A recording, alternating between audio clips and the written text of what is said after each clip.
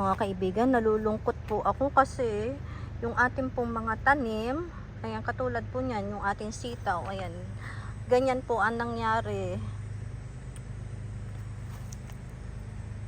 Ganyan po, tinan nyo naman, bumubunga na sila, tapos ayan, ganito nangyari sa kanila.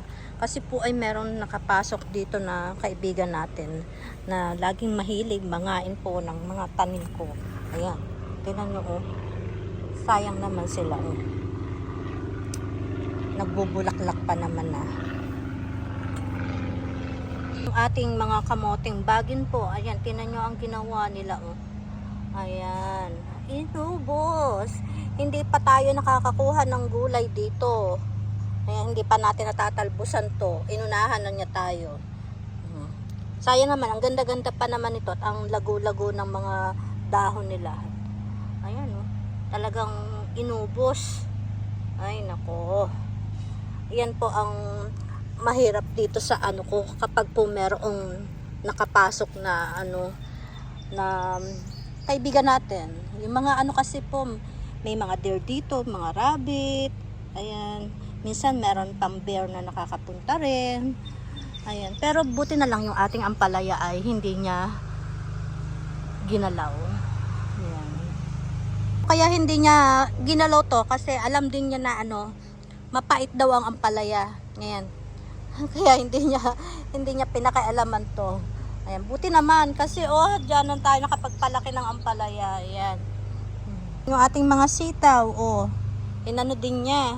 Sayang kasi namumulaklak na sila eh. Oh, ayan. Oh, 'di ba? Kasi itong ating puno ng peach, tinan nyo, swerte pa rin kasi hindi niya pinakailaman yung mga bunga. Ang ginawa niya dito, ayan, inubos niya ang dahon. Ayan, inubos niya yung dahon ng ating peach. Ayan pa oh. Ayan ang katunayan na meron pang na ano dito. Ating mga sitaw, pinagtatalbusan niya. Inalis niya yung mga ano, suloy. Ay nako, antay tayo ng antay ng bunga. Tapos yan, ganyan naman ang nangyari. Lungkot talaga dahil yung mga kalabasan natin, syempre, antay tayo ng antay ng bunga. Ayan, tinan nyo, isa. Sabihin. Hindi ko tuloy makita. Dalawa. Ito, to. Ayan. Ayan.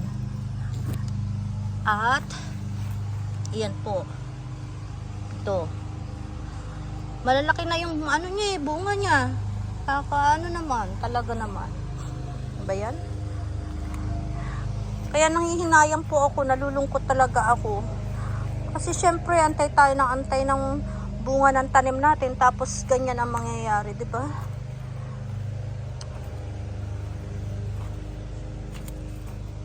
At yung ating mga kamatis ay hindi niya pinakialaman. Ayan, nandyan pa rin yung mga kamatis natin. Ayos naman sila. Ayan, nakakahinayang talaga yung ano, yung kalbasa. Kasi tagal-tagal kaya nun ano, ng bunga. Ayan.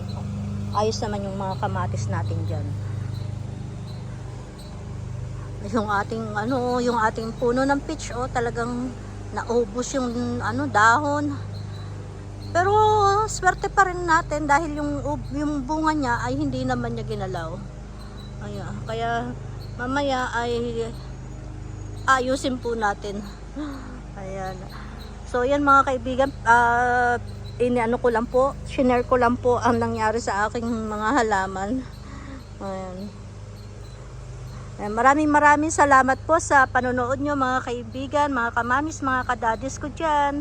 Ayan, huwag nyo pong kakalimutang mag-like at mag-share po ng ating video. Ayan, paalam po. Salamat!